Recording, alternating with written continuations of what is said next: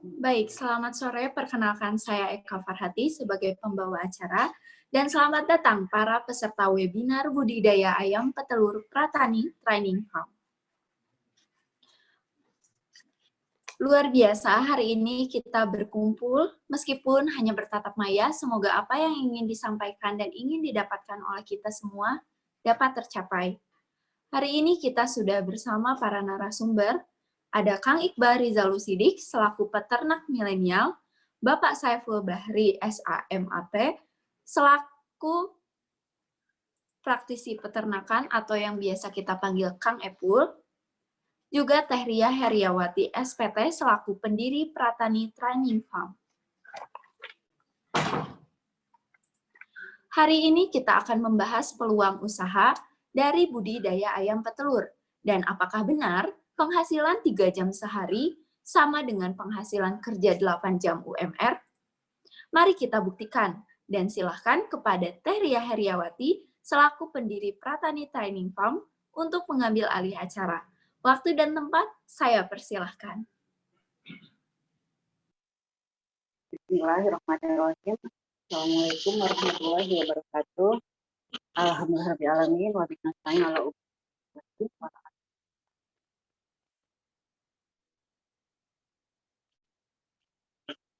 yang saya hormati Bapak, Ibu, dan rekan-rekan peserta yang telah stay tune di webinar Pratani Official ini.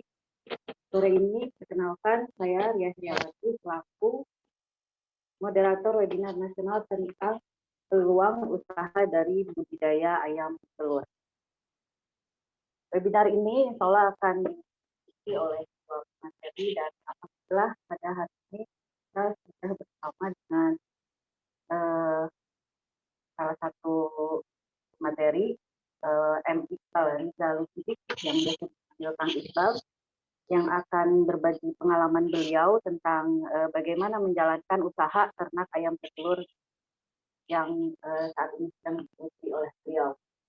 Sesuai dengan materi yang akan kita bahas, yaitu peluang usaha mengenai budidaya ayam petelur, di mana kita akan menjawab sebetulnya bekerja 3 jam sehari hasilnya akan sama hasilnya dengan 8 jam kerja di kantor atau di swasta dengan syarat gaji UMR.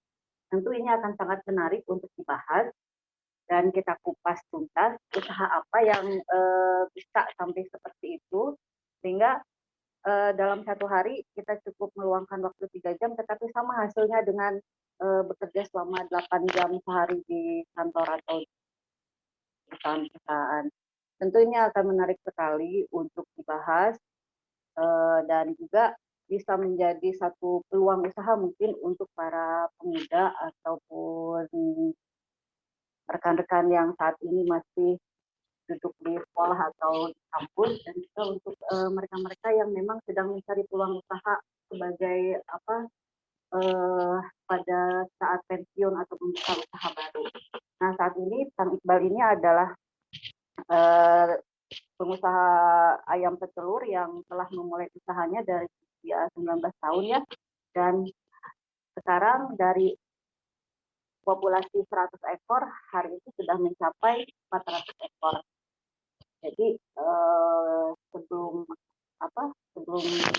kita maksudnya mengetahui lebih lanjut, mungkin akan saya persilahkan kepada Kang Iqbal untuk menyampaikan materi, dan setelah Kang Iqbal menyampaikan materi akan ada pemateri kedua yang akan bergabung nanti, yaitu Kang Epul atau di sini adalah Saiful Bahri SHMAP, yang juga adalah seorang praktisi di bidang peternakan yang akan menyampaikan materi mengenai analisa dan peluang usaha budidaya ayam petelur. Untuk mempersingkat waktu kepada Kang Iqbal, mangga saya silahkan. Ya, terima kasih Ria. Kalau berbicara tentang apakah penghasilan 3 jam sehari itu sama dengan gaji kerja UMR 8 jam, itu mungkin sebelumnya saya akan menceritakan bagaimana awal mula saya bisa memilih ternak ayam petelur itu sebagai pilihan saya dibanding untuk melanjutkan kuliah ya setelah lulus SMA. Nah, ceritanya itu bermula pada tahun 2018. Setelah lulus SMA itu saya setiap anak yang lulus SMA itu pasti pikirannya ingin kuliah ya pastinya. Nah, tapi pada saat itu kondisi perekonomian keluarga saya itu ya bisa dikatakan ya kurang mencukupi lah untuk memenuhi biaya untuk kuliah tersebut ya. Tapi saya terutama ada 3 faktor yang mendukung saya untuk melakukan peternakan ayam petelur ini. Yang pertama itu kekurangan dana kuliah, itu yang pastinya. Yang keduanya itu keinginan orang tua untuk pensiun. Yang ketiga itu saya ingin memiliki banyak waktu, seperti yang tertera di PowerPoint ya, ingin memiliki banyak waktu luang dan tidak terikat dengan instansi manapun. Jadi untuk yang pertama, dulu itu saya ingat betul angkanya itu ada sekitar 12 juta untuk daftar ulang di suatu universitas di Bandung. Tapi saya hanya memiliki sekitar berapa ya waktu itu, 8 juta kalau nggak salah teh. Nah, saya berpikir bagaimana caranya kalau saya bisa kuliah, otomatis kan nanti orang tua saya itu harus mencari uang pinjaman ya atau untuk daftar ulang. Nah, daripada orang tua saya harus susah payah gitu mencari uang pinjaman dan nanti setelah saya keterima di universitas tersebut, orang tua saya juga akan dibebankan oleh biaya UKT.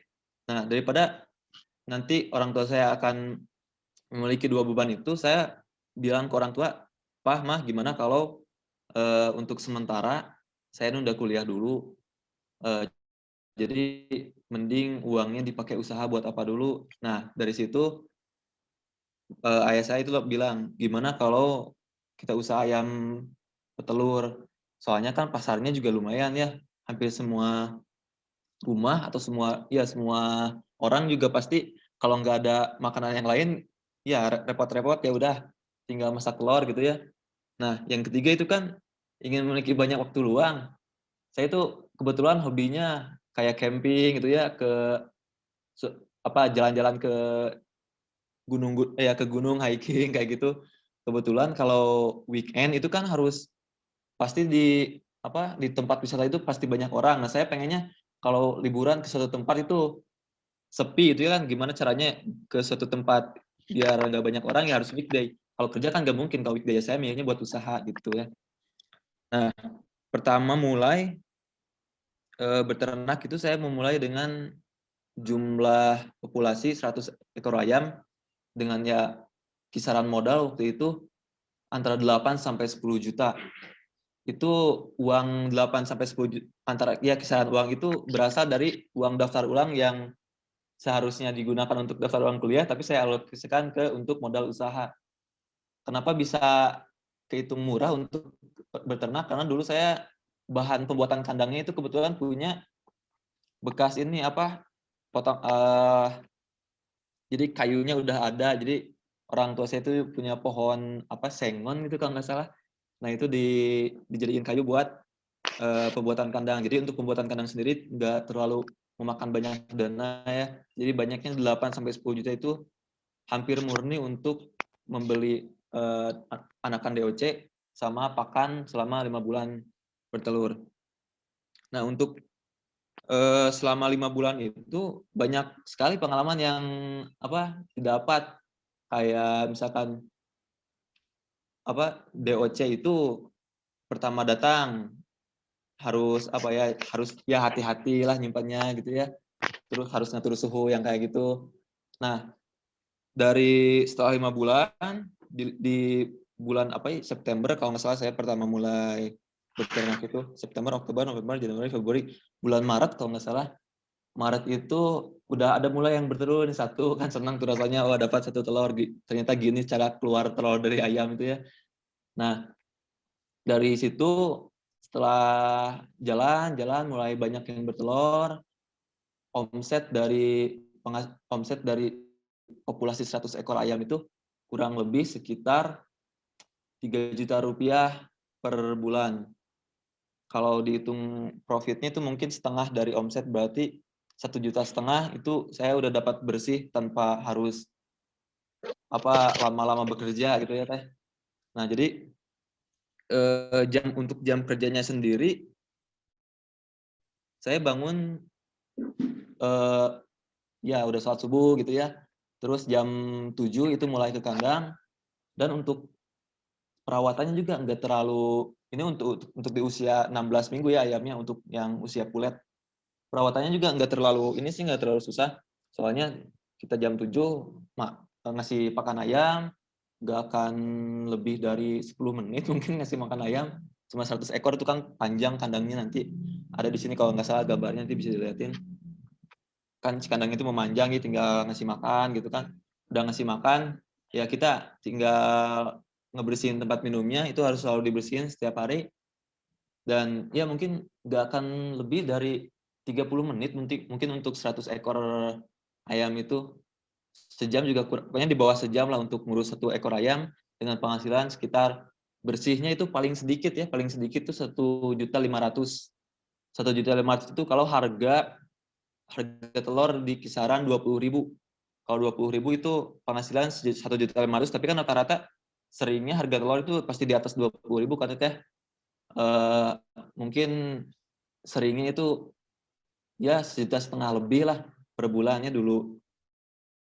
Nah, untuk produksi telurnya itu per hari dari 100 ekor itu kita bisa menghasilkan sekitar 5,5 kilo, 5,5 kilo telur per hari. Itu ya bukan beberapa lama gitu, 5 kilo itu satu hari, setiap hari itu pasti dapat 5,5 kilo. Nah, untuk ukuran kandangnya sendiri saya memulai dengan ukuran 3 kali 6 meter ukuran kandangnya untuk 100 ekor waktu itu. Nah, untuk penggunaan pakannya, saya sehari bisa habis sekitar, dari 100 ekor itu sehari habis 11 kilo kalau nggak salah. Jadi kalau dikali sebulan itu mungkin ada 330 kilo per bulan. Tinggal dikalikan aja harga pakannya berapa, penghasilan berapa gitu ya, untuk mendapatkan profitnya. Nah dulu itu saya tiap beli pakan itu nggak punya gudang sama sekali, jadi pakan yang udah dibeli dimasukin ke dalam rumah. Jadi dalam rumah itu tumpuk-tumpuk pakan banyak gitu ya. Kadang yang saya selama tinggal di rumah saya itu, yang saya kebetulan tinggal di daerah Majalaya di Selatan Jeruk, Kabupaten Bandung. Saya selama tinggal di situ belum pernah ada lihat tikus masuk ke rumah, tapi setelah nyimpen pakan, mungkin karena konsentrat itu baunya amis, ada beberapa kali saya sempat ngelihat tikus masuk ke rumah karena makanin itu konsentratnya, karena konsentrat itu kan campurannya ya yang amis-amis gitu, kayak tepung tulang dan lain-lain. Nah, kemudian setelah 2 tahun berjalan, alhamdulillah ternyata lancar. Usahanya nggak ada hambatan yang berarti, kayak misalkan telurnya nggak laku lah, atau ayamnya mati semuanya, hampir setengah populasi mati, alhamdulillah nggak ada wabah-wabah yang bikin kerugian juga. Ya alhamdulillah nggak ada lah. Dan untuk setelah 2 tahun berjalan, alhamdulillah saya sekarang udah bisa meningkatkan populasi sampai 400 ekor untuk 2 tahun ya. Nah, pertama mulai saya di tahun 2020 itu pertama membangun kandang Teh. Ya, kalau nggak salah bulan Januari atau Februari gitu, bikin kandang itu. Saya bikin kandang ukuran yang awalnya itu, saya punya kandang sekitar ukuran 3 kali 6 meter. Sekarang alhamdulillah karena kesabaran untuk tidak membeli apapun yang tidak penting gitu, menabung, akhirnya bisa membangun kandang ukuran berapa ya? 6 kali 15 meter kalau nggak salah sekarang itu. Itu bisa menampung sekitar 1.000 ekor ayam. Tapi untuk sekarang itu, karena dulu waktu saya pertama beli DOC lagi di masa pandemi, jadi harga ayam DOC-nya itu meningkat drastis karena mungkin ada PSBB ya dulu, karena susah transportasinya. Yang waktu awal 100 ekor itu saya dapat ini apa, harga 9.000 per DOC, sekarang 15.000 karena apa? Karena pandemi. Nah, mungkin bisa dilihat di gambar ini ada nih, gambar paling kiri itu ada kandang yang panjang. Nah, itu kandang saya yang sekarang.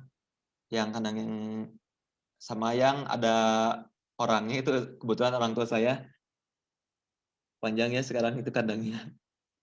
Kalau dulu, nah ini gambar yang ketiga. Gambar yang ketiga itu saya waktu 100 ekor itu. Masih sekitar 1 baris setengahnya gitu, 100 ekor. Kalau sekarang ini udah berapa baris ya? 1, 2, 3, 4 baris kalau nggak salah kalau buat 400 ekor itu. 4 baris penuh gitu panjang. Terus gambar terakhir itu gudang pakan. Nah, kalau dulu saya kan belum punya gudang penyimpanan pakan. Sekarang alhamdulillah udah mulai terorganisir bikin tempat penyimpanan pakan gitu ya. Untuk 400 ekor itu saya hampir menghabiskan modal 30 juta itu untuk pembuatan kandang, tapi bukan 30 juta itu bukan kandang kapasitas 400 ekor ya, sekali lagi. 30 juta itu untuk kandang kapasitas 1.000 ekor. Nah, tapi ayamnya sendiri saya baru mampu membeli 400 ekor.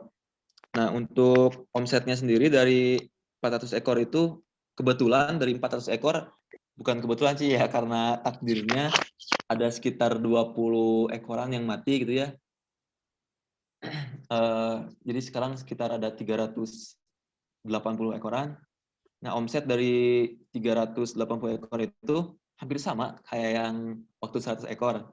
Tapi bedanya cuma waktu 100 ekor itu kan 1,5 juta bersih per bulan. Kalau sekarang 1,5 juta bersih per minggu. Jadi kalau dikali itu per bulannya alhamdulillah paling sedikit mungkin dapat sekitar 6 juta rupiah. Jadi itu kalau harga telur 20.000, kalau lebih dari 20.000 pasti per bulannya itu lebih dari 6 juta rupiah bersihnya ya. Nah, untuk jam kerjanya sendiri karena populasinya lebih banyak daripada yang 100, 380 ekoran itu mungkin habis sekitar, nah ini baru 3 sampai 4 jam yang untuk apa? Yang untuk 400 ekor. Berhubungan dengan judul penghasilan 3 jam sehari sama dengan gaji kerja 8 jam UMR, saya waktu 100 ekor itu kan penghasilan 1,5 juta. Berarti kalau UMR sekarang mungkin, oh ya, untuk 400 ekor itu saya omsetnya itu hampir sebulan itu 12 juta rupiah.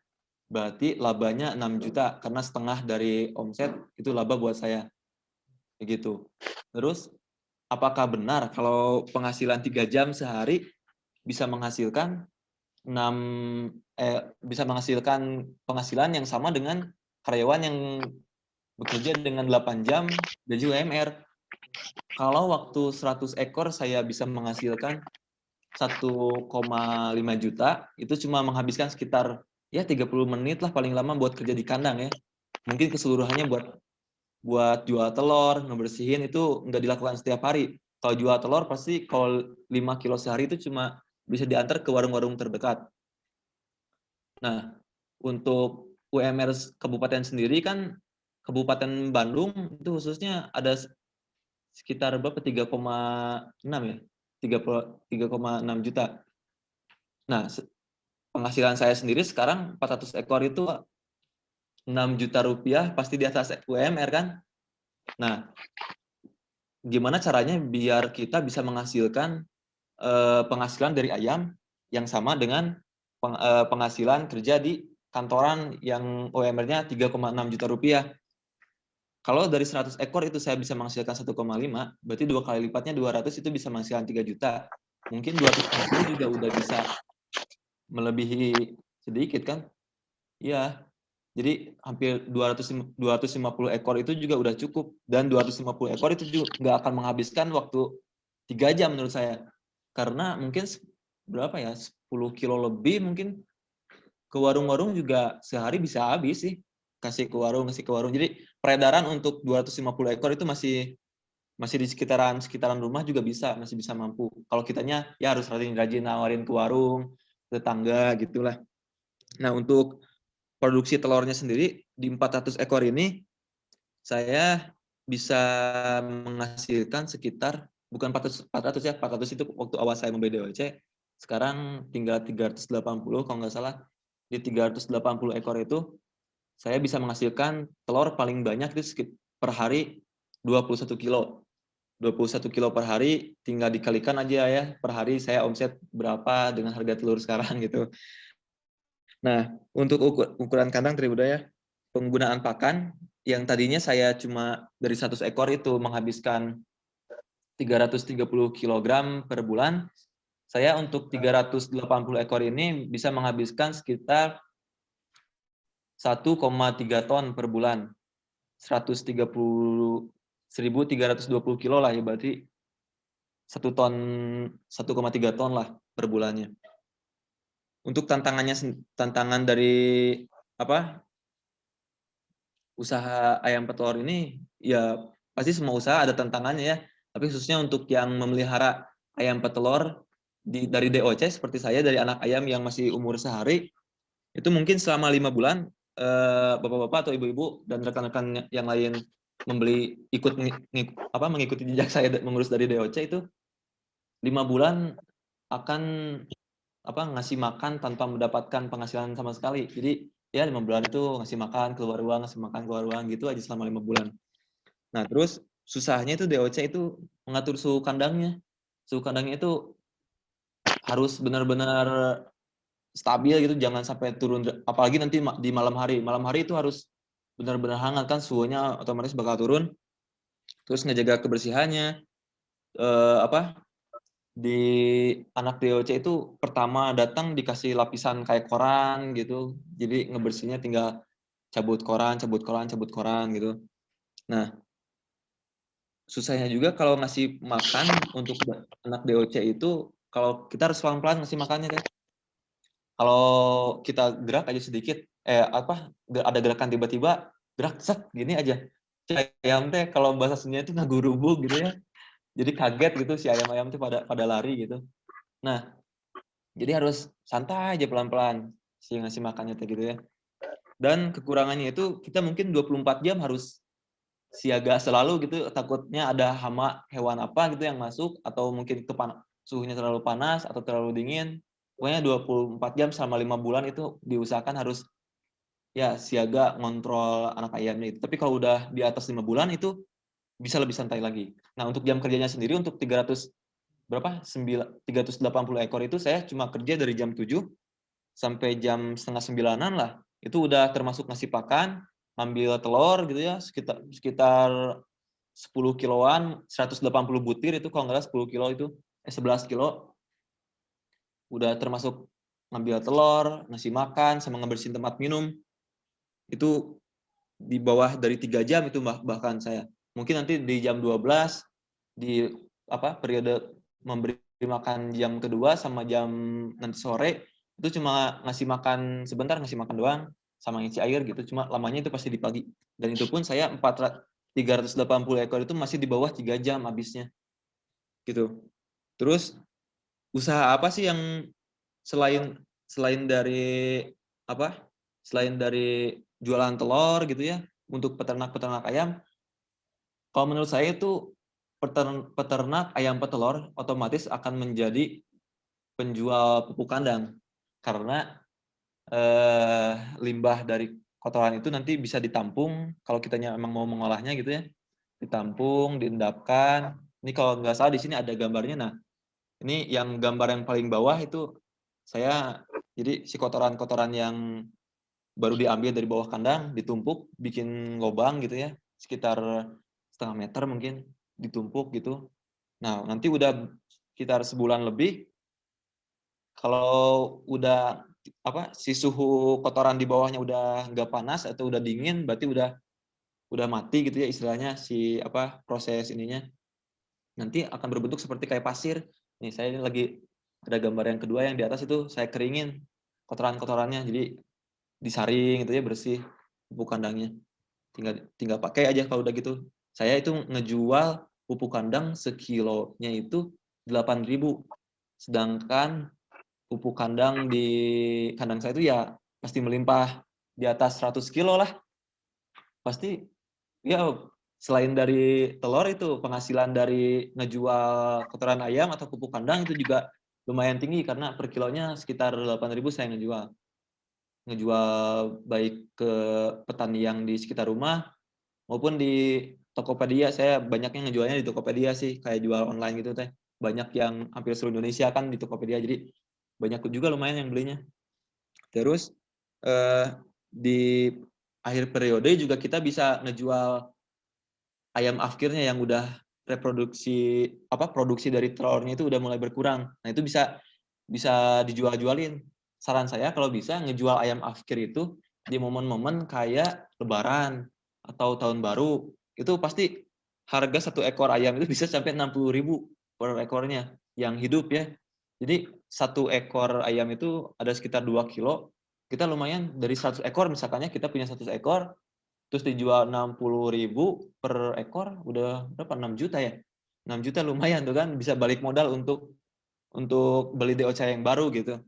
Nah, untuk suka duka dari menjalankan peternakan ini sendiri, saya pernah lagi beli pakan gitu, ke tempat pakannya di jalan kan jauh lumayan pakai motor. Ternyata si nyimpen pakannya itu nggak seimbang gitu karungnya. Pas saya belok, si karungnya itu apa ya, ngegesek ke bagian-bagian ya bawah jalan tuh, otomatis kan bocor itu. Ada sekitar 10 meter itu konsentrat yang saya pakai itu bocor. Wah, lumayan lah itu kebuangnya. Jadi ya saya berhenti dulu ngambilin gitu yang sekebawahnya disimpan lagi. Ya lumayan capek lah untuk beli-beli pakan itu, soalnya berat juga kan angkatnya. Terus yang kedua juga, kalau kalian peternak ayam, kalian pasti akan merasakan dipacok sama ayam ya, dipacok gitu ya, pasti kalau lagi entah itu lagi ngasih makan, dipacok gitu ya, atau lagi ngasih makan, terus tempat yang buat ngasih makannya diambil gitu ya. Ya banyaklah cerita-cerita lucu dari ternak ayam itu ya, lagi marah bahe misalkan ya. Terus saya juga sering lagi ngebersihin tempat makan, kemuntahan ayamnya, mungkin ayamnya lagi minum, banyak minum mungkin ya. Karena banyak minum pas dia mau makan lagi itu keluar si airnya. Saya lagi ngebersihin tempat makan ya otomatis kena tangan, kena muntahan, tapi nggak apa-apa lah, anget kerasanya juga gitu ya. Nggak usah jijik lah, nanti juga terbiasa mungkin. Terus pernah juga diprotes sama pembeli, nah maaf pakai bahasa Sunda. Kenapa harganya tiba-tiba naik segini? Ya Bu, dimaklum aja lah, soalnya harga telur kan misalkan apa nggak tetap gitu ya, berubah-ubah, bahkan hampir setiap hari itu berubah. Entah itu 200 atau 500 rupiah itu pasti berubah. Terus diprotes kenapa misalkan telur yang dari kandang saya itu kalau direbus dibukanya susah. Nah, untuk informasi buat teman-teman semua, kalau telur segar itu telur yang pertama sehari baru keluar dari ayam, kalau direbus itu pasti susah dibukanya. Nah, tips buat biar enggak susah dibuka itu minimal didiamkan selama 2 hari atau 3 hari, itu baru bisa gampang dibuka. Makanya saya kasih penjelasan ke pembeli, iya Bu, soalnya kalau telur ayam segar itu kalau direbus, langsung direbus, baru pertama keluar langsung, ya telur yang baru sehari direbus itu pasti susah dibukanya.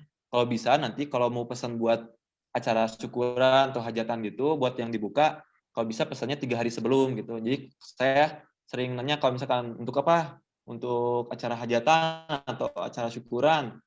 Nah, dikasih sarannya lebih baik 3 hari sebelumnya harus sudah pesan, jadi nanti biar gampang dibukanya gitu, nggak rusak. Nah, untuk sukanya itu banyak ya, pasti. Saya itu ngasih makan ayam nih, kita simulasi ya, cerita-cerita sedikit aja. Jam 7 itu saya ngasih makan ayam. Terus selesai sampai jam 8 atau jam setengah 9. Dari jam setengah 9 sampai nunggu ngasih makan ayam yang jam 12 itu kerjaan saya cuma nonton TV, atau mungkin ya kalau kalian yang bisa apa melakukan kegiatan lain, misalkan usaha apa sambil ternak ayam juga bisa. Jadi soalnya di antara jam 8 sampai jam 12 itu pasti kosong, nggak ngapa-ngapain. Mungkin kalau pengen nengokin ayamnya boleh lah.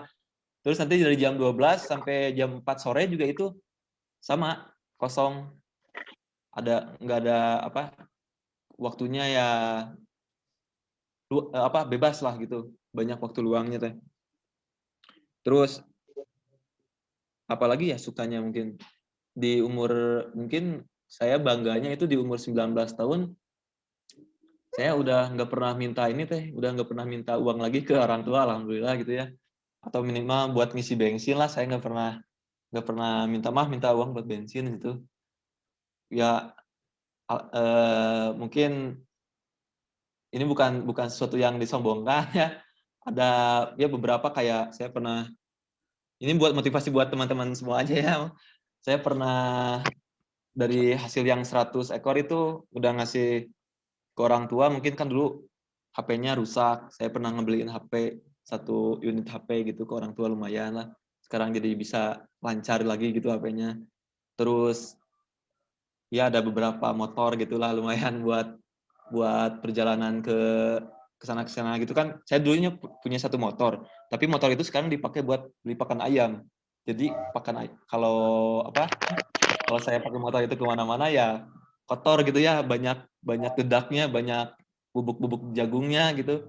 Jadi ya alhamdulillah ada beberapa motor yang bisa digunakan selain untuk membeli pakan. Nah, salah satu alasan kenapa saya milih ayam petelur juga ini murah jadi mudah untuk memasarkannya teh. Ya misalkan yang 5 kilo 5 kilo itu kan 1 warung aja udah bisa habis dalam 5-4 hari gitu ya. Terus atau tetangga-tetangga. Tapi nah, untuk yang 380 ekor ini saya udah alhamdulillah karena 21 kilo per hari, saya udah nggak ketampung tuh warung-warung yang di sekitar rumah. Bahkan saya ngejarnya ke kampung-kampung sebelah, ke toko-toko grosir gitu.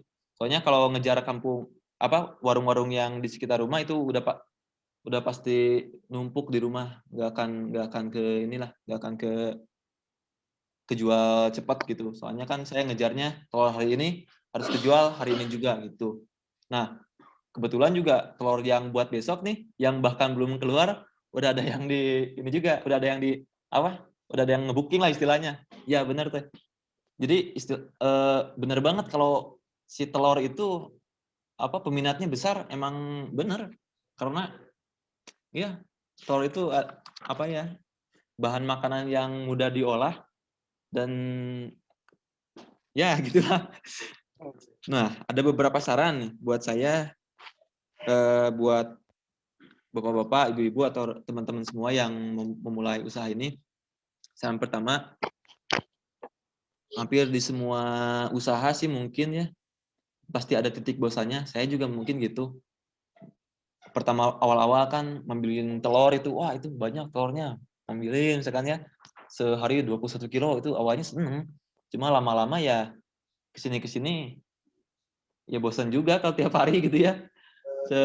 Sekarang udah berapa lama mungkin udah berjalan berapa ya, 2 bulan mungkin 3 bulan tiap hari ngambilin telur banyak tuh ya, lama-lama capek juga gitu ya. Ada titik bosannya ya, harus sabar-sabar aja nih, kayak sesuai judul saran untuk para calon peternak ya harus banyak sabar.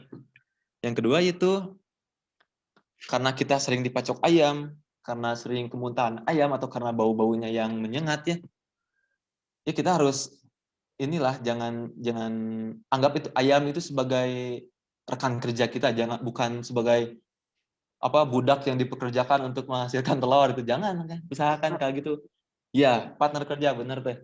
Jadi pas kita ngasih pakan, kita dipacok misalkan, jangan dipukul ayamnya. Sabar, astagfirullah gitu.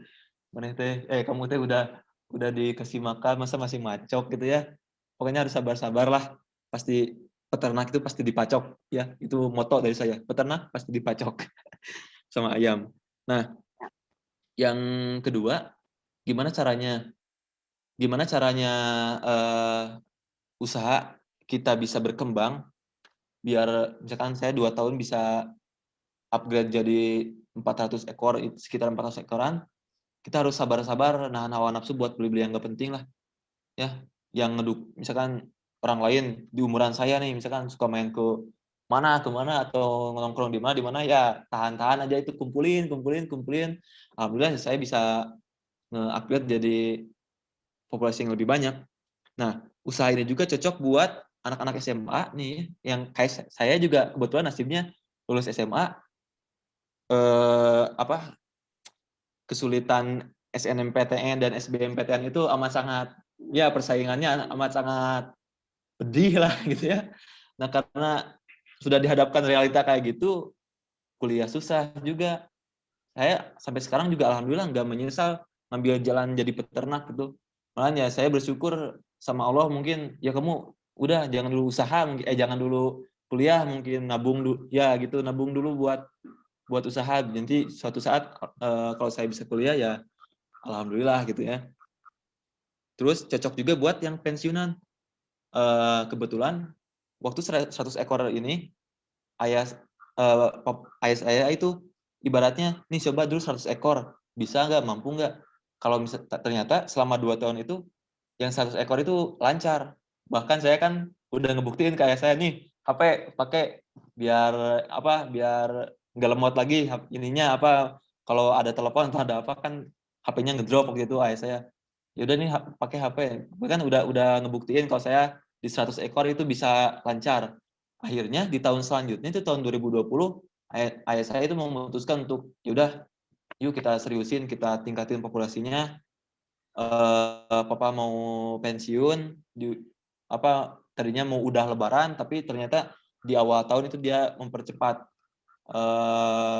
pensiunnya gitu. Jadi mau fokus aja di ayam. Ya alhamdulillah sekarang dengan penghasilan 6 juta per bulan itu udah di atas UMR dengan kerja nggak lebih dari iya nggak lebih dari kerja-kerja yang di karyawan-karyawan gitu ya, lebih banyak waktu luangnya. Dan terakhir ini yang lebih penting teh, kita kan usaha itu pasti ada titik dropnya, capek apa mungkin ya, terus mungkin wah kamu lulus SMA di mana misalkannya, masa nggak kuliah, ayahnya gini masa nggak kuliah. Ini yang paling penting ada ya support sistemnya harus kuat sih. Mungkin saya mau ngucapin terima kasih buat orang tua yang udah ngasih semangat ya, pokoknya nggak usah malu, jangan bosan, pokoknya yang namanya usaha pasti capek. Terus sama teman-teman juga, terutama teman-teman sih, soalnya kan teman-teman yang lain pada kuliah, terus ada teman-teman yang paling deket sama saya itu ya ngasih semangat, mungkin juga ngasih dukungan. Kayak waktu pertama kan nggak ada yang beli, nggak ada yang tahu tuh saya jual telur, ya mereka dengan sukarela ya udah sok sini bal, nggak apa-apa beli sama saya sekilo misalkan, atau kirim ke sini sekilo, ya mereka saling dukung lah. Yang paling penting support system buat kita biar bisa yakin kalau berternak itu bisa ngemajuin kita.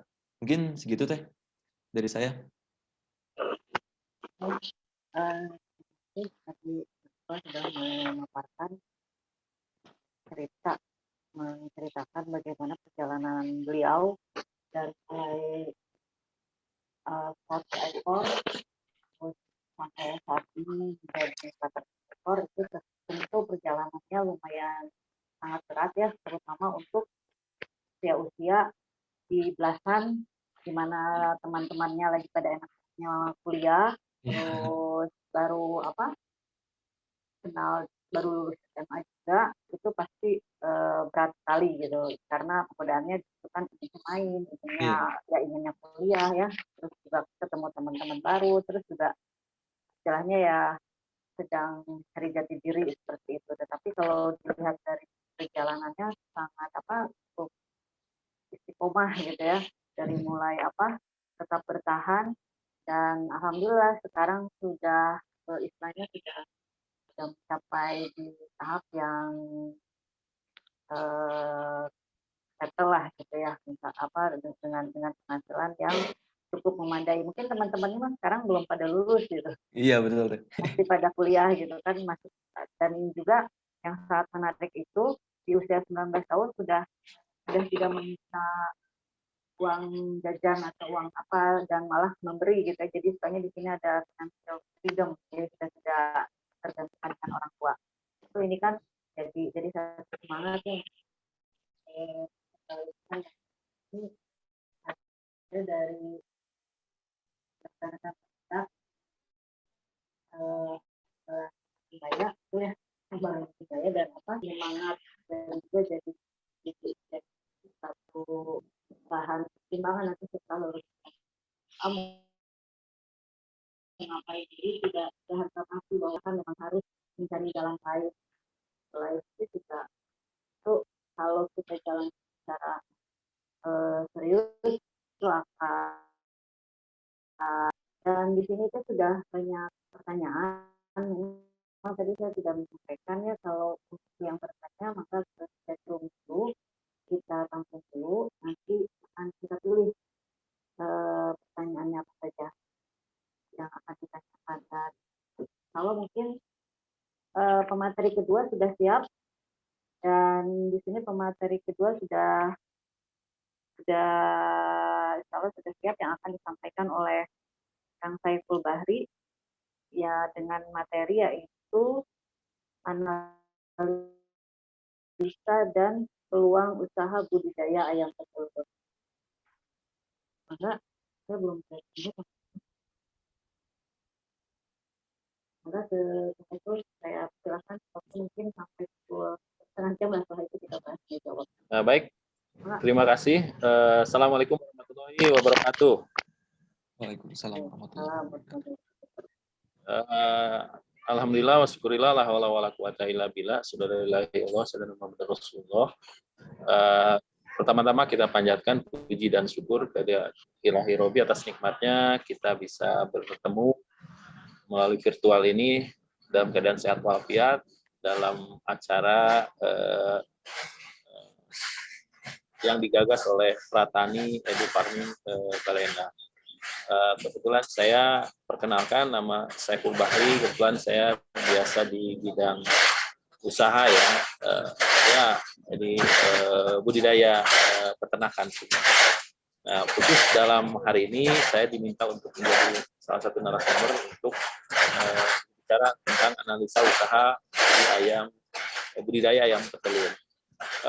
Bapak, Ibu, adik-adik semua yang hadir pada acara virtual ini, seminar ini, seperti kita ketahui bersama bahwa pandemi ini sudah berlangsung hampir 1 tahun, tentu dengan kondisi yang membuat semua segi lini usaha apapun ya, usaha itu rontok ya. Bidang ekonomi, kesehatan ini yang sangat-sangat terkena imbasnya. Ya, tingkat pengangguran sangat tinggi sekarang, ada peningkatan jumlah pengangguran di tanah air ya, di mana orang-orang atau para pekerja banyak yang PHK, dan tentu ini merupakan sebuah hal yang di luar dugaan kita semua dengan adanya pandemi COVID-19 ini.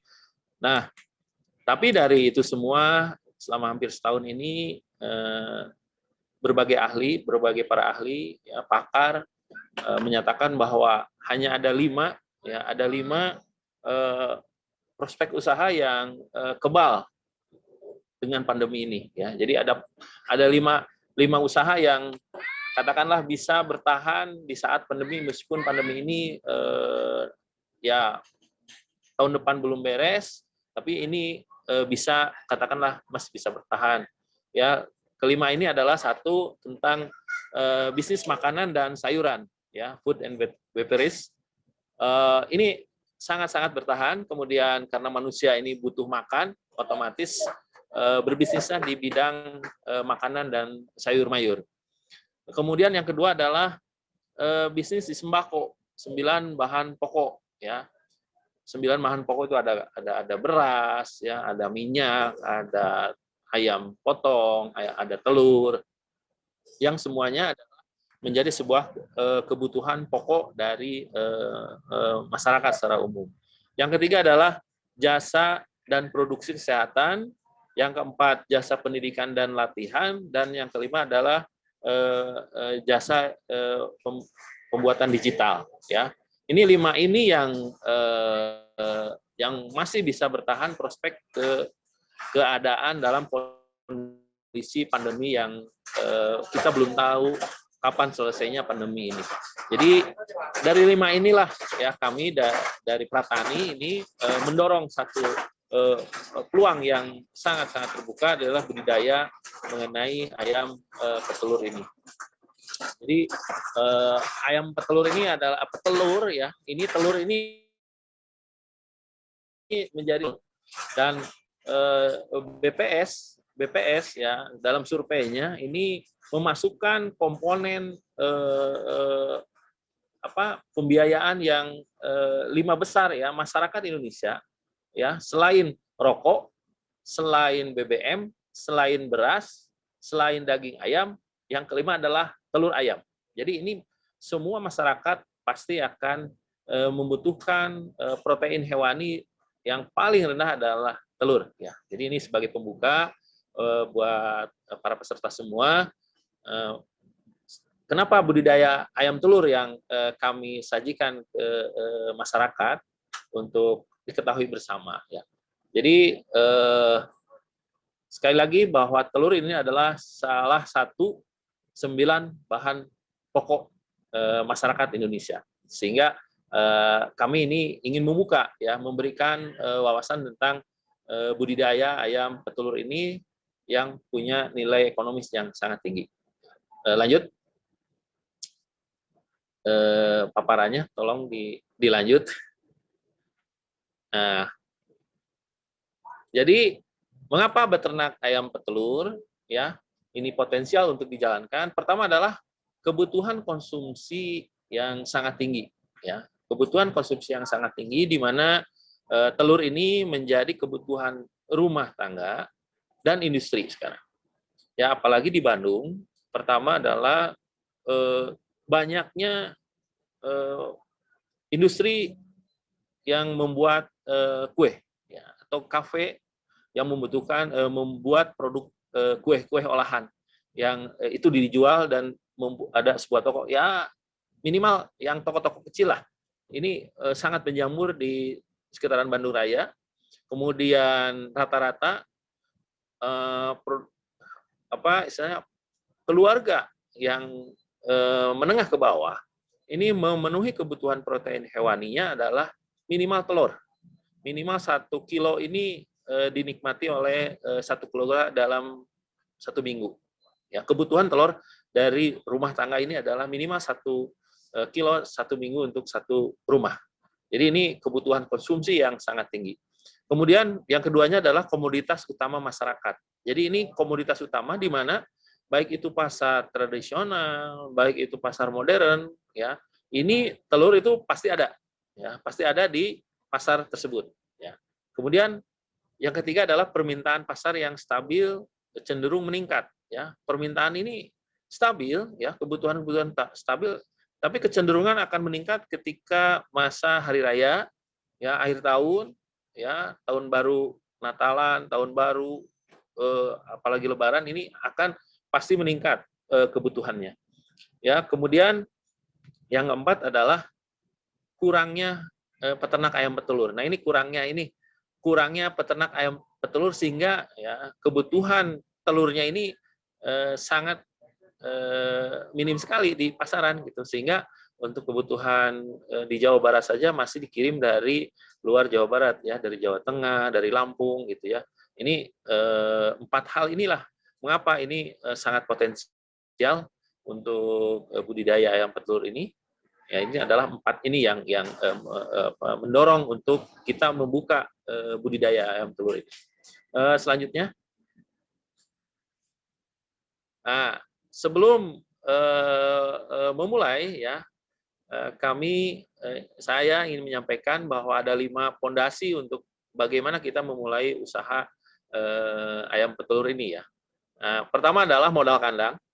Ya, ini tentu ya, modal kandang ini sesuatu yang pokok karena ini adalah rumahnya, ya, rumahnya si ayam. Ini wajib ada rumahnya ya. Yang kedua adalah modal bibit ya.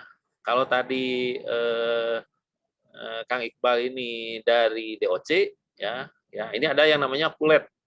Pulet ini ayam yang sudah berusia 15 minggu ya, dan menunggu tinggal kurang lebih 5 minggu lagi untuk bisa bertelur ya.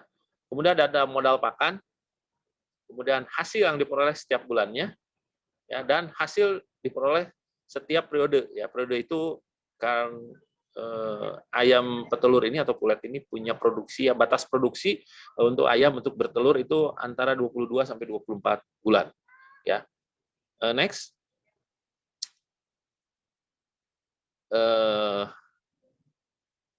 Jadi sekali lagi ini 5 ini adalah sesuatu yang dibutuhkan untuk para pemula, ya, pemula untuk membuka budidaya ayam petelur ini. Ya, jadi pertama tadi adalah kandangnya, kedua adalah ayam puletnya, ketiga adalah pakannya, keempat adalah hasil yang diperoleh setiap bulannya, dan hasil yang diperoleh pada setiap akhir periodenya. Itu dikunci dari 5 fondasi ini yang harus menjadi bekal dari setiap orang yang akan memulai budidaya ayam petelur. Kemudian prospek bisnisnya ini, ya, saya sampaikan tadi bahwa kebutuhan telur ayam yang sangat tinggi, sedangkan jumlah peternak ayam petelur masih sedikit. Ini kenapa ini ayam peternaknya kok sedikit, ya? Nanti kita bahas lanjut. Yang jelas ini harganya bisa stabil, cenderung naik, ya. Tanya ke Kang Iqbal, ini kita di Bandung ini belum pernah ada harga telur itu 18.000, belum pernah. 1 kilonya dari peternak itu nggak ada yang 18.000. Minimal 20, 21, ini 24, ya. Kemarin sempat 24, sehingga ini cenderungnya stabil dan akan cenderung naik, gitu, ya. Kemudian pengelolaan yang tidak terlalu rumit, mudah dipelajari, ya, mudah dipelajari. Kemudian karena ayam petelur ini, nah ini jarang orang tahu bahwa ayam petelur itu menghasilkan telurnya per 25 jam. 25 jam dia bertelur. Jadi otomatis, ya, si peternak ini mempunyai penghasilan harian. Ya, beda dengan misalkan cabai, beda dengan sapi, beda dengan ayam potong. Ayam potong ini menghasilkan 30 hari sampai 32 hari. Ya. Sapi. Nah, sapi ini nunggu mungkin 6 sampai 7 bulan baru kita ada kurban, biasanya dijual, ya. Sama dengan ikan. Ikan juga sama, 3 bulan mungkin sampai 5 bulan untuk bisa panen. Ya. Cabai, apalagi tumbuhan, ya. Kalau tumbuhan ya rata-rata ya 3 bulan, 7 bulan baru bisa kita menikmati hasil panen kita. Tapi yang namanya ayam petelur, ya, ini kita ketika siap produksi adalah 25 jam. Setiap 25 jam itu menghasilkan telur. Jadi kebayang, ya, kalau punya 1.000, punya 500, ya, jangankan 500, punya 100 saja, setiap hari kita bisa punya pundi-pundi uang, ya. Kemudian ayam petelur ini pada umumnya menghasilkan bertelur produksinya adalah 22 sampai 24 bulan, sehingga hitungan break even point, ya, termasuk cepat. Ya, ini prospeknya, ya, bahwa sekali lagi kebutuhan telur sangat tinggi, harga stabil cenderung naik, ya, pengelolaan yang tidak terlalu rumit, ya, ayam ini bertelur setiap 25 jam, bukan hari, ya, hitungannya jam.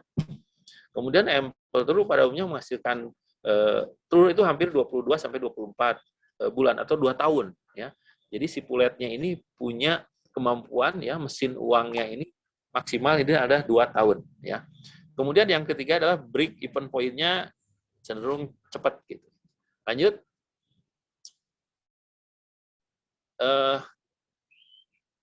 Nah, ini lanjut lagi, ya. Jawa Barat ini kurang stok, ya.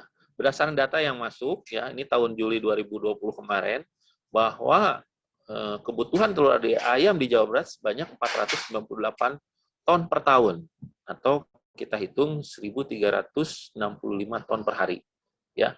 Jadi produksi peternak di Jawa Barat ini hanya 188.000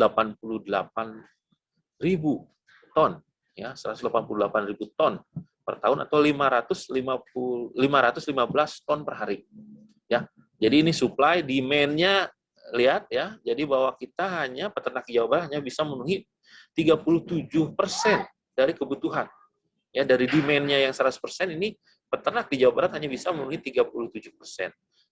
Jadi masih ada demand, ya, kebutuhan pasar yang sangat luar biasa. 63% belum bisa terlayani dengan adanya telur ini. Jadi ini presentasi yang sangat luar biasa. Ini jompang ya antara kebutuhan ya permintaan dengan para peternak yang ada di Jawa Barat ya. Jadi pada intinya kesimpulannya adalah bisnis budidaya ayam telur ini masih terbuka lebar ya, sehingga kami mengajak ya kepada siapapun masyarakat yang mau belajar dengan budidaya ayam telur ya bergabunglah dengan Pratani, dan di sini kita kasih ilmu-ilmu ya sisi apa kurang lebihnya, peluangnya, tantangannya, sehingga ini budidaya ini sangat berpeluang dalam di era pandemi ini ke depannya. Dari beberapa kajian di atas, maka kami masih melihat bahwa peluang budidaya ayam petelur ini masih sangat terbuka potensinya untuk dikembangkan dan dibudidayakan dan menjadi salah satu pilihan model usaha mandiri. Jadi dengan hanya 3-4 jam sehari ya ngurus ayam, ada ruang waktu lain yang bisa dimanfaatkan sebenarnya. Ini jadi bisa katakanlah ini solusi pada saat pandemi buat Bapak Ibu yang mau purna tugas ya, mau pensiun, apa kira-kira usaha yang akan dibangun. Kayak ini kondisi pandemi ini adalah budidaya ayam petelur ini sangat potensial sekali. Nah, sekarang masuk ke hitung-hitungan analisa usaha sederhana ya.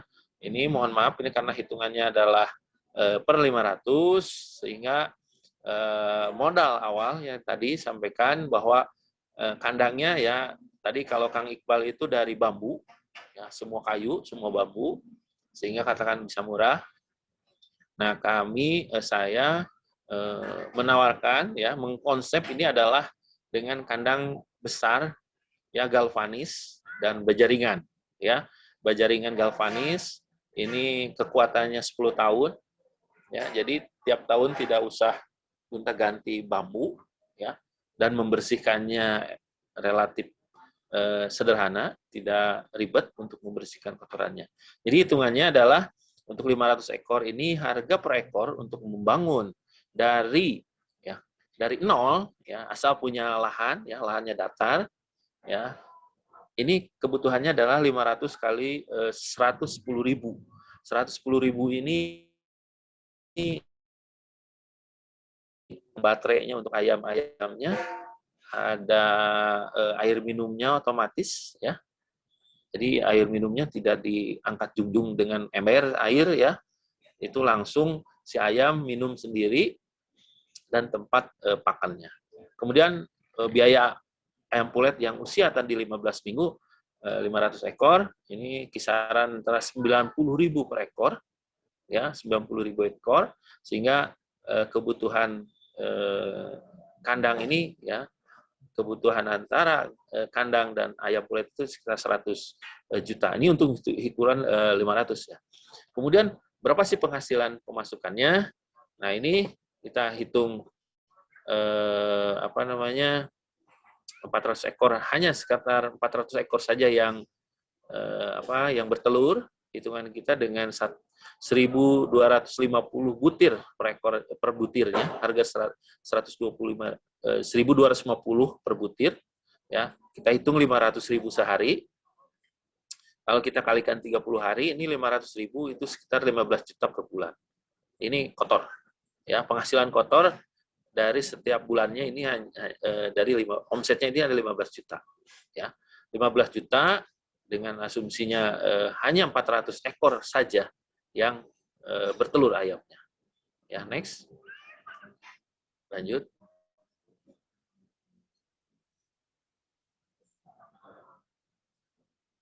Ya, jadi ini kami asumsikan ini adalah kandangnya yang bentuknya adalah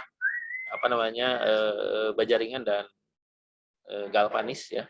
Tidak pakai kayu, tidak pakai bambu. Ya, ini langsung semua bajaringan dan galvanis.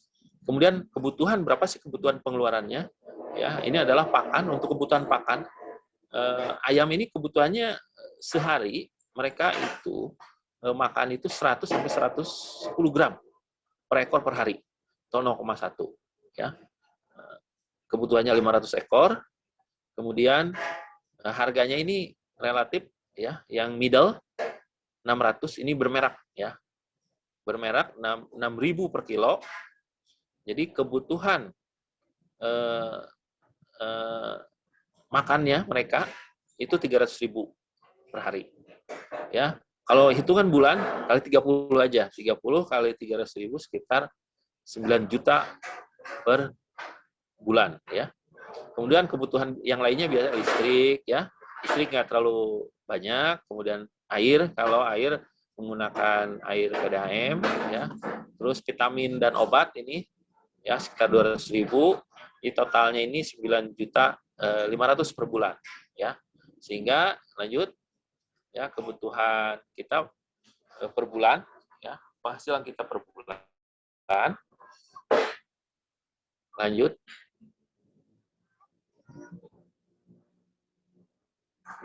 Ya, jadi sekali lagi ini adalah hitungan di mana kebutuhan ini tanpa pekerja ya, karena kita pekerjanya ya. Jangan dihitung kita mengangkat seorang pekerja. Kalau pekerja habis sama pekerja ya nantinya. Ya, jadi saya tidak masukkan tenaga kerja karena kita adalah usaha mandiri gitu ya. Jadi pemasukannya 15 juta per bulan, pengeluarannya 9,5 juta. Jadi SHU-nya adalah kalau kita hitung dengan modal ya, kita cari BEP-nya, break-even point-nya adalah 100 juta dibagi dengan 5.500.000 keuntungan bersih kita ya. BEP-nya hanya 18,2 bulan atau 19 bulan kita bulatkan. Jadi dalam kurun 19 bulan ya, break-even point ini kembali ya, break-even point kembali, kita hitung ya, lanjut. Jadi sisa hasil usahanya adalah 9, ya modal akan kita kembalikan ya. Mereka dalam usaha ini adalah dengan 19 bulan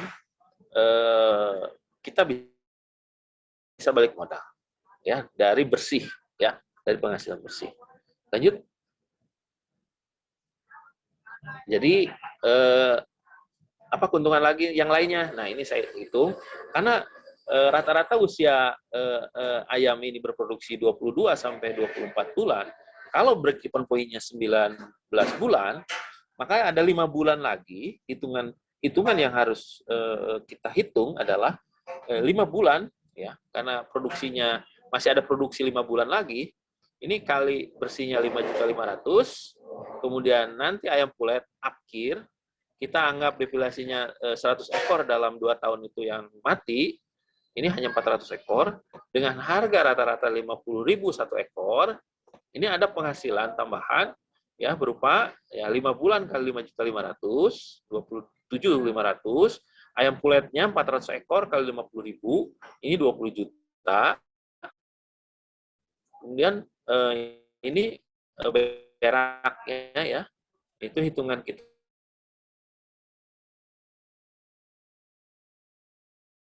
Sani menarik ya, membeli berak kita ini sekitar 15.000, jadi 3.600.000. Nah, ini sebenarnya 51.100.000 ya. Modal kita 19 bulan kita bisa balik. Nah, kita bisa dapat ini dengan di luar setelah dipotong break-even point ya selama 19 bulan.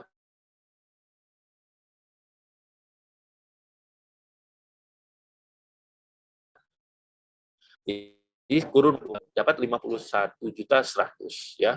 Dengan kelebihannya adalah kandang galvanis atau bajaringan usianya 10 tahun.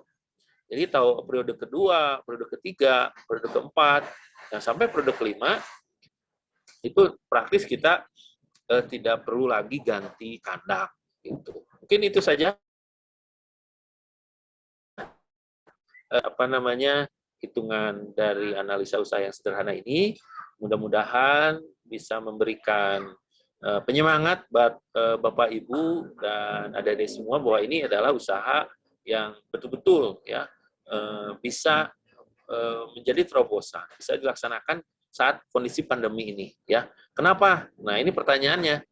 Kenapa peternak ayam telur ini sangat sedikit? Jawabannya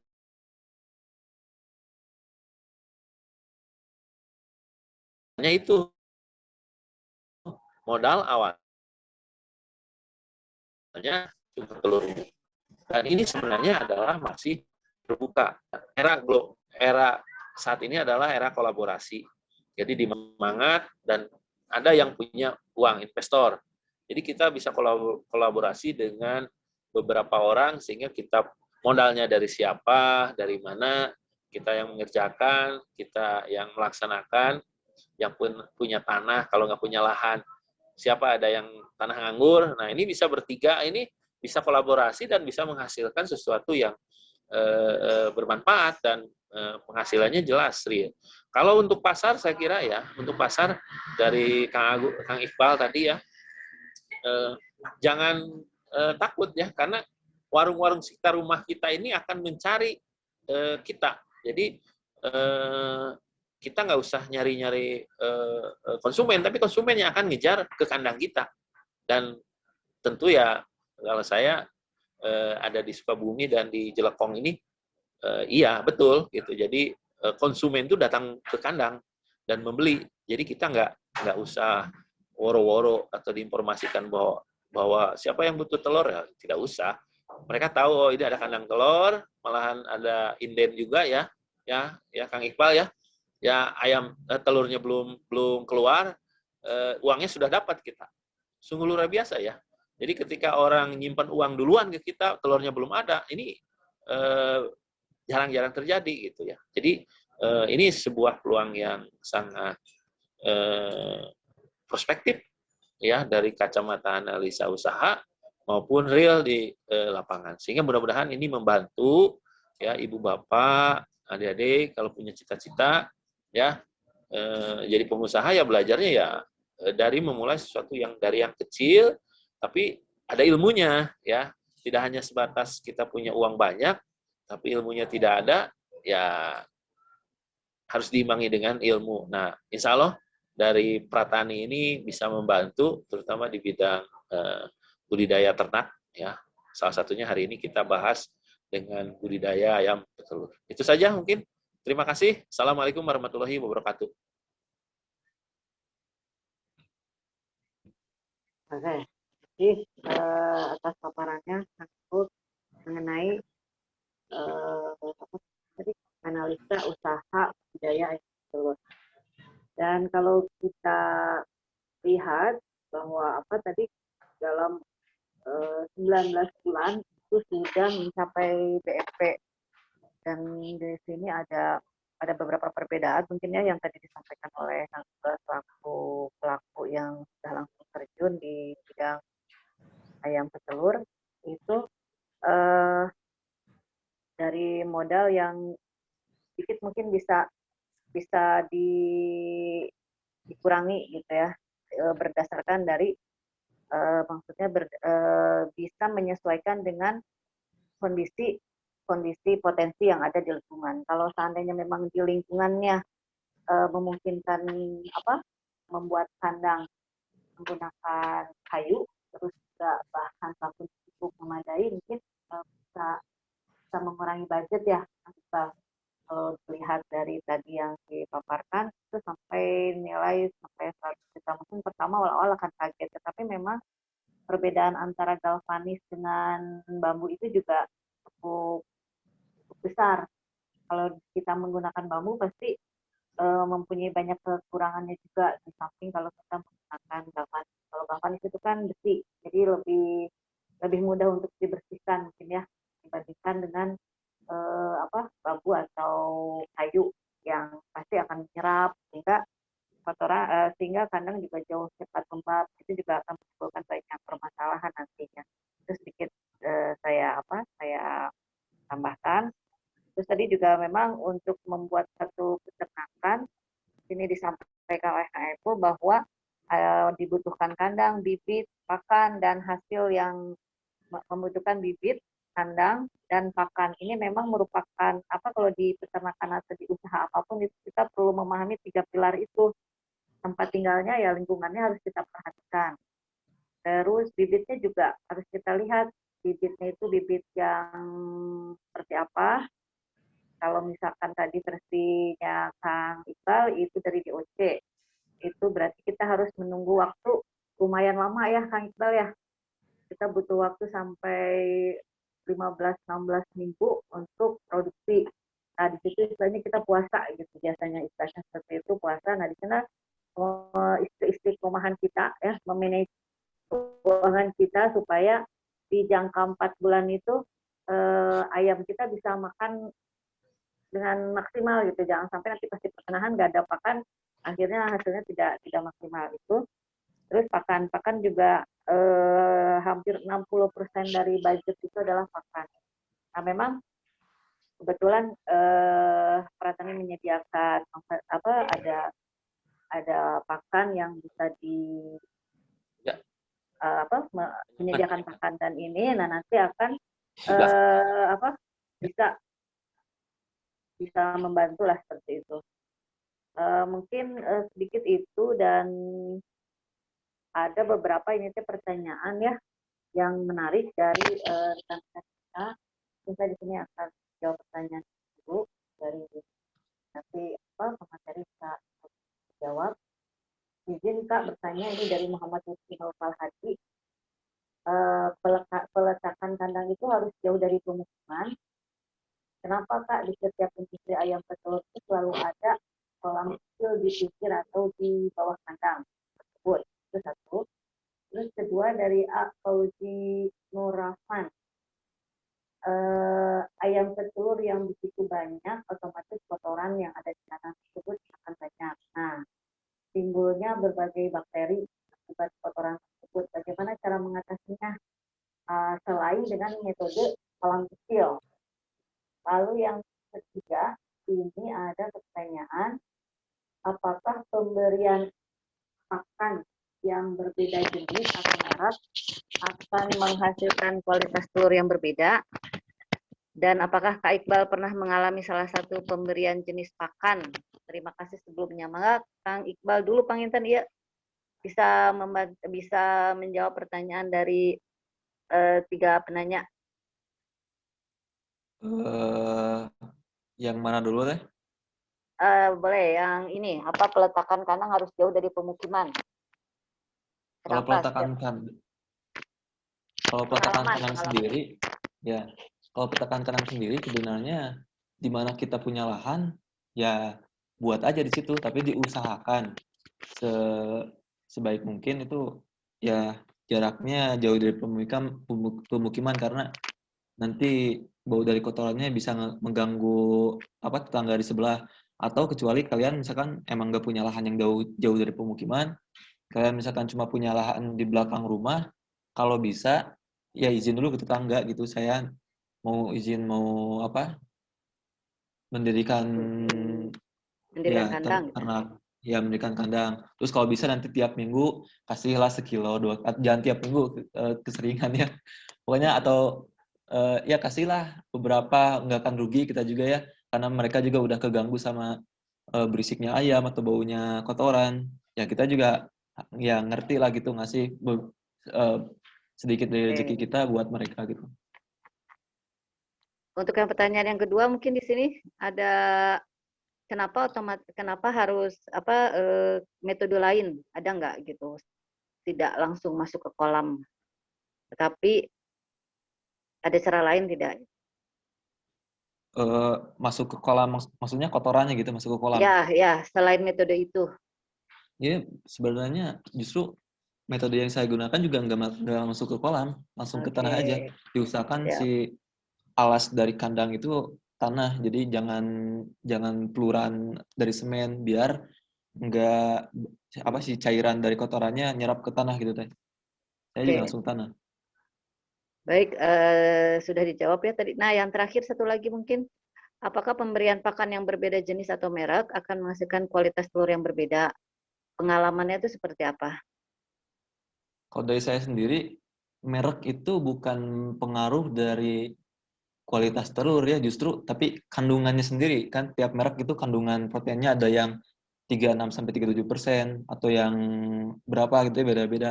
Tapi jadi bukan merek yang mempengaruhi dari kualitas telur, tapi kandungan atau gizi dari pakan itu sendiri yang mempengaruhi dari telur gitu.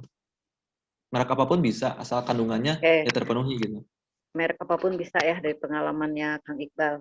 Mungkin dari Ya. Kang Ipul ada tambahan pertanyaan yang tadi, mudah-mudahan tadi cukup menyimak. Ada tambahan jawaban tadi pertanyaan yang disampaikan? Ya, intinya dari pengolahan limbah ini kita kita buat sebuah teknologi lagi ya. Nanti khusus mungkin ya, ada teknologinya, ada materinya lagi. Jadi kita ada sisi lain yang untuk the site untuk pengolahan limbah ayamnya ya. Jadi kita latihan lagi dan kita informasikan lagi kepada Bapak Ibu semua bagaimana tata cara pengolahan limbah beraknya ya, sehingga bisa bermanfaat dan bisa tidak membuat bau atau mengganggu dari yang warga sekitarnya. Saya juga ada sedikit tambahan Oh ya, mungkin. tambahan. Mangga. Buat kotoran sebenarnya nggak usah ini ya sih, nggak usah takut Ribet bau ya. ke tetangga. Iya betul. Soalnya ada juga banyak sih solusi-solusinya, kayak ada obat buat pengering kotoran sama buat mengurangi kerubunan lalat gitu kan. Yang bikin bau itu kotoran yang basah. Kalau kotoran yang kering justru nggak terlalu bau. Kalau yang basah itu kan karena adanya lalat, belatung jadi basah. Banyak obatnya, ada yang M4 buat peternakan tuh disemprotin.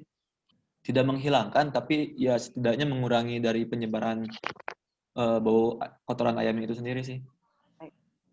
Ya tadi udah disampaikan jawabannya, ternyata pertanyaannya tuh lebih ke bagaimana caranya untuk menekan bau dari kandang ayam yang kalau misalkan berdekatan dengan pemukiman, akhirnya akan menimbulkan permasalahan yang ada peternakannya digusur gitu kan. Itu udah berita-berita yang cukup sering didengar.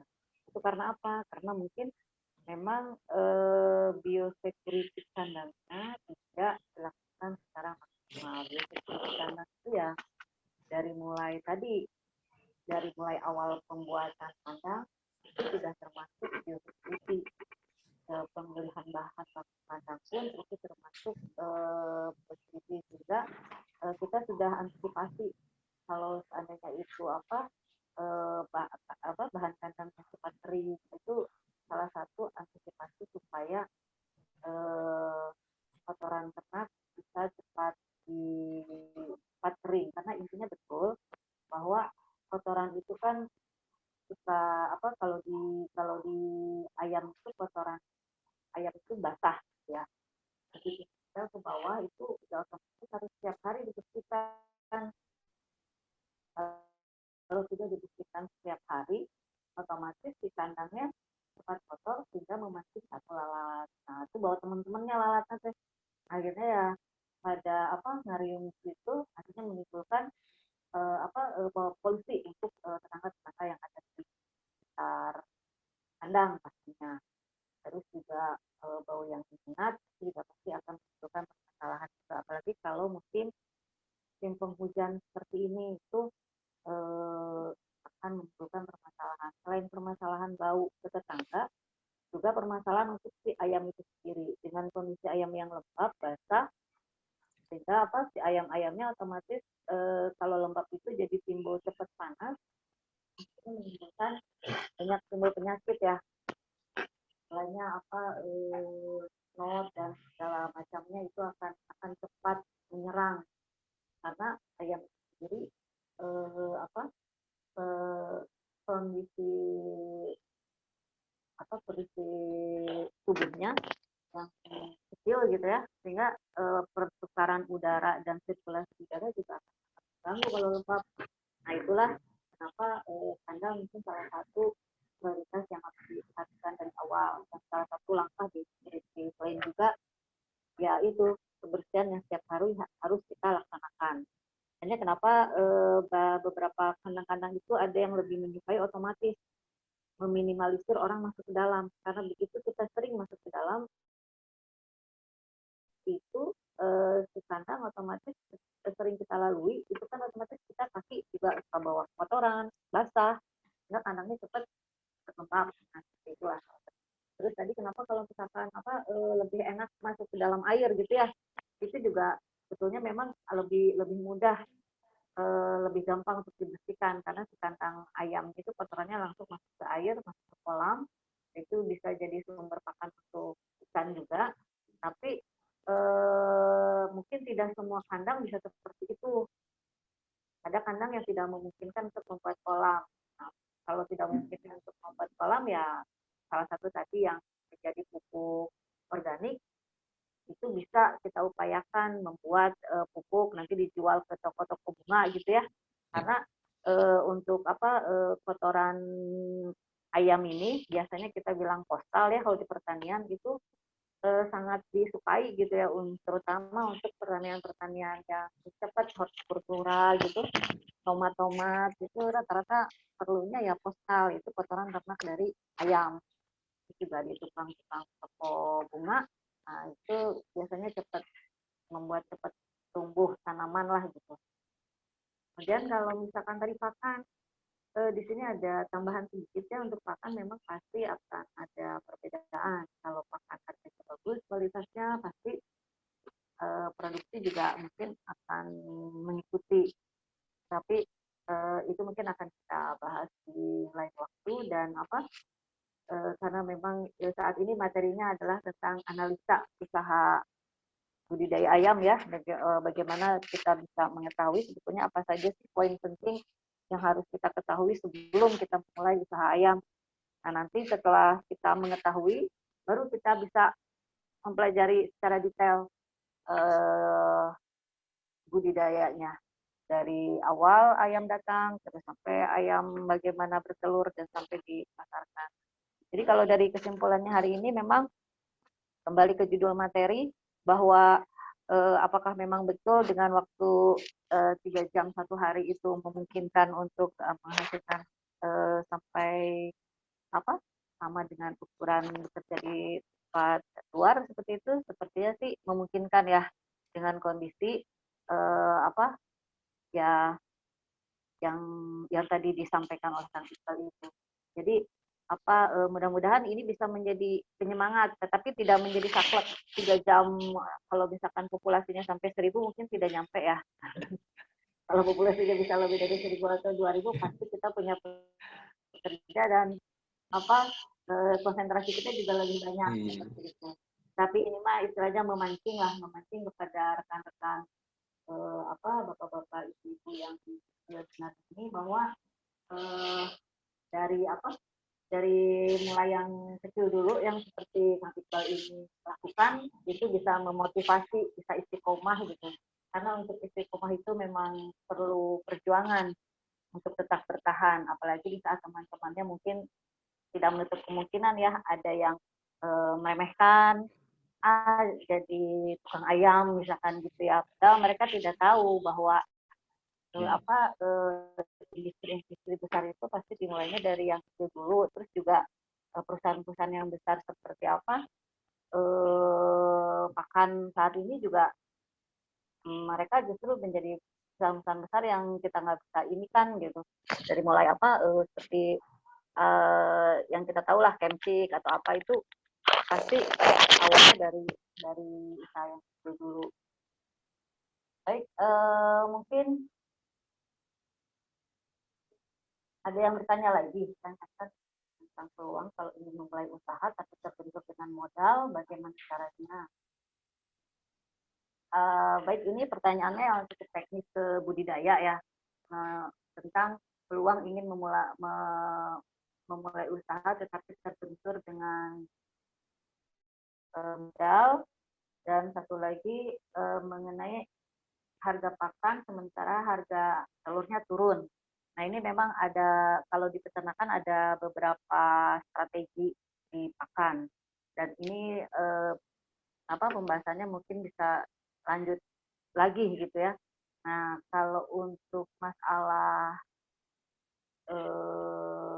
teknis ini mungkin nanti bisa kita jawab dengan mengikuti kegiatan workshop yang akan kita adakan khusus mengenai budidaya ayam bertelur. Nah, kalau seperti itu, mungkin sedikit tentang modal, ada yang mau ditambahkan ke materi? Yang mungkin tahu ada jalur untuk modal, ada yang sedikit Ya, untuk Itu aja mungkin. permodalan sebenarnya sekarang eranya kolaborasi gitu ya. Jadi bagaimana kita bisa banyak akses ya. Makanya mungkin kita perlu silaturahmi lebih luas. Yang pertama, sekarang pemerintah mengucurkan dengan kondisi pandemi ini adalah dengan KUR, kredit usaha rakyat. Ya, KUR ini setiap bank pemerintah pasti mengeluarkan program KUR. Nah, ini bisa diakses. Ya, kemudian kalau ingin menghindari bunga KUR ya, bunga bank, nah ini joint venture ya. Jadi gabung-gabung ya. Satu yang modalin, satu yang punya lahan, satu yang mengerjakan. Ini bisa juga dilaksanakan seperti itu gitu ya. Jadi kita nggak bisa sendiri, kita bisa kolaborasi. Nah, dengan kolaborasi ini bisa menghasilkan sesuatu yang bisa usaha bareng gitu, usaha bersama. Nah, jadi modal ini bisa dikatakan sesuatu yang bisa dicari dengan berbagai macam hal. Dan lebih jelas mungkin nanti di sesi acara pelatihan berikutnya ya, kalau ingin mengetahui bagaimana ngolah pakan ya, bagaimana apa edisi berikutnya ya, dengan di suasana berikutnya itu jawabannya sementara ya. Terima kasih. Oke. Jadi tadi itu banyak jalan menuju Roma, mungkin itu ya intinya. Jadi semua bisa kita jalankan, kita lewati bila kita ada kerjasama atau istilahnya korporasi lah seperti itu. Jadi kita menggabungkan potensi masing-masing yang kita miliki. Sebagai contoh mungkin hasil dari kegiatan Pratani yang dulu adalah kegiatan PKW. Nah itu ternyata menggabungkan antara peserta, ada 10 orang menggabungkan diri dan akhirnya bisa berkolaborasi ya. Cukup nanti ke depan lah kita coba undang di acara ini juga bagaimana hasilnya seperti itu dengan cara bekerja sama juga intinya adalah yaitu tadi mungkin berkolaborasi dan bekerja sama antar potensi yang kita miliki semua. Dan kalau seandainya mungkin untuk webinar kali ini sudah tidak ada pertanyaan lagi dan saya stop saja mungkin karena waktu sudah menunjukkan 17:27 menit. Kami juga ada satu lagi door prize dan sekaligus mungkin akan saya tutup setelah saya selaku moderator acara webinar budidaya ayam petelur ini mengucapkan terima kasih sebanyak-banyaknya kepada pemateri, pada Kang Iqbal, hatur nuhun sudah bisa ikut di acara ini, juga pada Kang Saiful Bahri yang sudah ikut bergabung juga memberikan materi tentang analisa usaha budidaya ayam petelur. Dan kami dari Pratani Official, saya Rewati selaku moderator dan kami dari Pratani Official mengucapkan terima kasih sekali atas keikutsertaannya dan kami membuka secara offline workshop budidaya ayam petelur yang nanti insya Allah mungkin akan disampaikan di sesi berikutnya. Dan jangan lupa untuk di-subscribe acara ini dan juga jangan lupa untuk ikut Instagram Pratani Official sehingga bila ada informasi-informasi kegiatan atau webinar-webinar yang akan datang dengan materi-materi yang mungkin lebih menarik, tidak hanya peternakan, mudah-mudahan pertanian juga bisa kita bahas sebagai tambahan wacana dan wawasan untuk kita semua. Dengan senang hati silakan untuk di add dan di like. Mungkin itu saja dari saya akhiri. Wassalamualaikum warahmatullahi wabarakatuh. Mangga kepada MC saya silakan. Saya kembalikan ke MC. Waalaikumsalam warahmatullahi wabarakatuh. Terima kasih kepada Teh Ria atas pembawaannya yang enak banget ya buat kita para anak muda gitu mendengarnya. Terus selanjutnya Ibu Bapak dan rekan-rekan kali ini kita akan memasuki sesi yang sangat ditunggu-tunggu nih. Kita akan memasuki sesi door prize. Silakan kepada host untuk share screen. Ibu dan lupa juga rekan-rekan bisa lihat. Kita akan mencari 2 nama yang beruntung untuk mendapatkan saldo e-money sebesar 100.000 untuk 2 orang. Jadi masing-masing mendapatkan Rp50.000. Boleh langsung aja kali ya, udah pada gak sabar kan? Coba, 1, 2, 3, silakan. Untuk pemenang saldo e-money sebesar 50.000, orang pertama jatuh kepada A. Ismail. Silahkan langsung menghubungi admin untuk lebih lanjutnya ya, untuk dana e-money-nya. Lalu yang kedua adalah, bismillah dulu teman-teman semuanya, rekan-rekan semuanya, kita bismillah dulu ya. Bismillahirrahmanirrahim, semoga aku gitu ya lagi butuh uang nih. Coba, 1, 2, 3, silahkan. Oke, apakah udah ada namanya? Deg-degan, deg-degan. Oke, Azmi. Selamat untuk Azmi dan juga A. Ismail mendapatkan e-money sebesar Rp50.000. Lalu selanjutnya kita akan memberikan voucher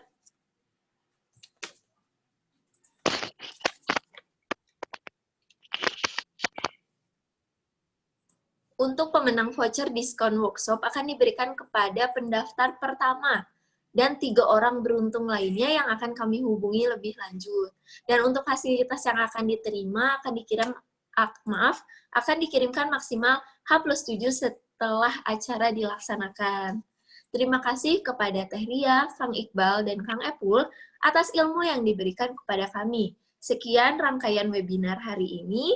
Bagi ibu, bapak, dan rekan-rekan yang ingin lebih mengetahui mengenai budidaya ayam petelur, bisa menghubungi Pratani Training Farm yang beralamatkan di Kampung Cilitung, Kelurahan Jelekong, Kecamatan Bala Endah, Kabupaten Bandung.